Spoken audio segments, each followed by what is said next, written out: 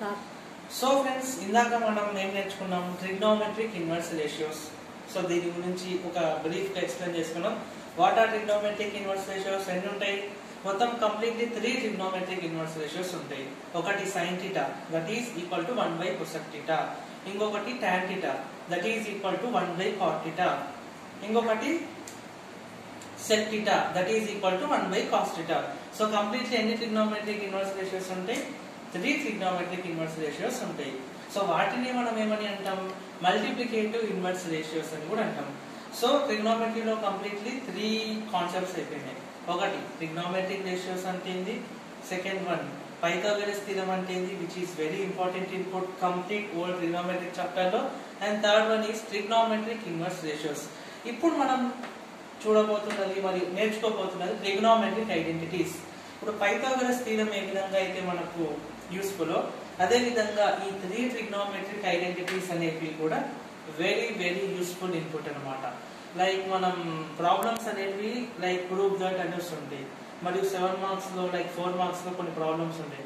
So ఆ problems లో ఖచ్చితంగా కంపల్సరీగా యూజ్ చేయాల్సిన యొక్క 3 ట్రిగ్నోమెట్రిక్ ఐడెంటిటీస్ మొత్తం 3 ఉంటాయి. So what are 3 trigonometric identities? Let's see that.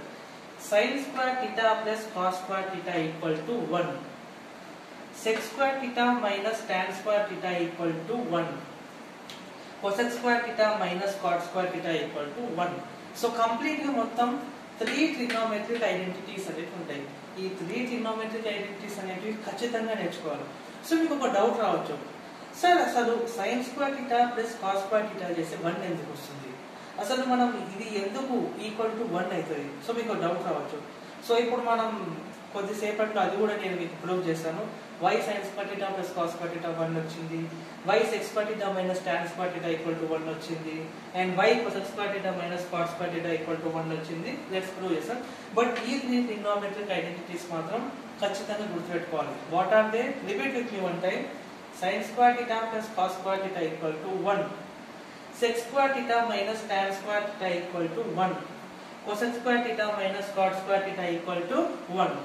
So ఇప్పుడు మనం ఇవి ప్రూవ్ చేద్దాం. సో మీకు ఇప్పుడు నేను sin square theta plus cos square theta equal to 1 అనేది ఏ విధంగా వస్తుంది మీకు ఎక్స్ప్లెయిన్ చేశాను. సో అప్పుడు మీకు ఫుల్ క్లారిటీ వస్తుంది ఎందుకు మనం ఇది గుర్తుపెట్టుకోవాలని.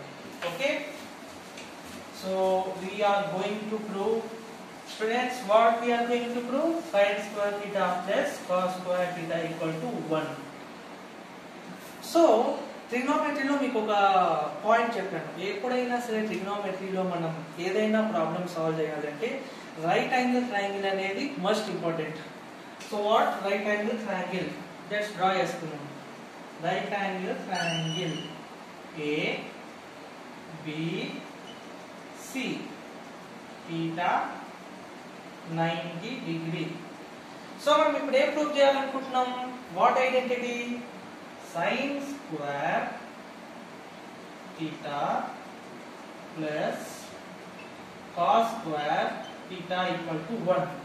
సో ఇప్పుడు మనం ఈ ఐడెంటిటీని ప్రూవ్ చేయాలని అనుకుంటున్నాం. So you are observing this. ఇప్పుడు మీరు దీన్ని కేర్ఫుల్ గా అబ్జర్వ్ చేయండి.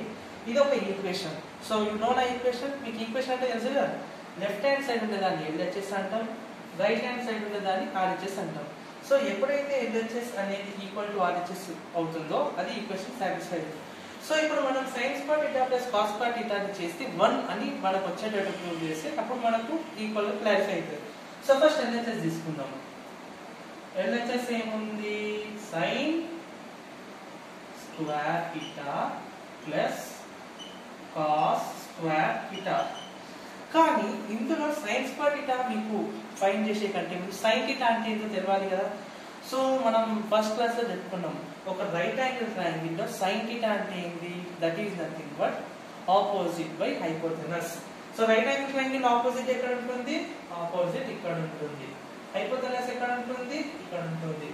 అడ్జసెంట్ ఎక్కడ ఉంటుంది? ఇక్కడ ఉంటుంది. సో sin theta అంటే ఏంటి?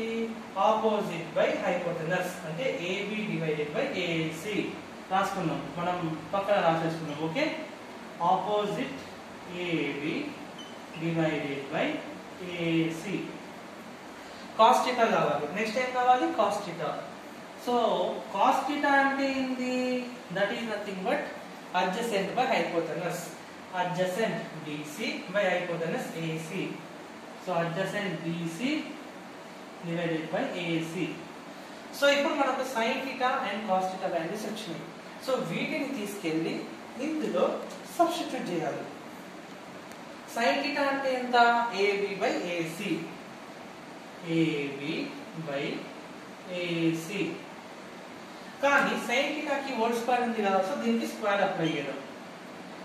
cos theta అంటే ఎంత? BC by AC. BC by AC. కానీ cos theta కూడా స్క్వేర్ ఉంది కాబట్టి ఇక్కడ అబ్జర్వ్ చేసే హోల్ స్క్వేర్ ఉంది కాబట్టి హోల్ స్క్వేర్ చేద్దాం. సో ఇప్పుడు బ్రాకెట్ ఓపెన్ చేద్దాం. ఓకేనా?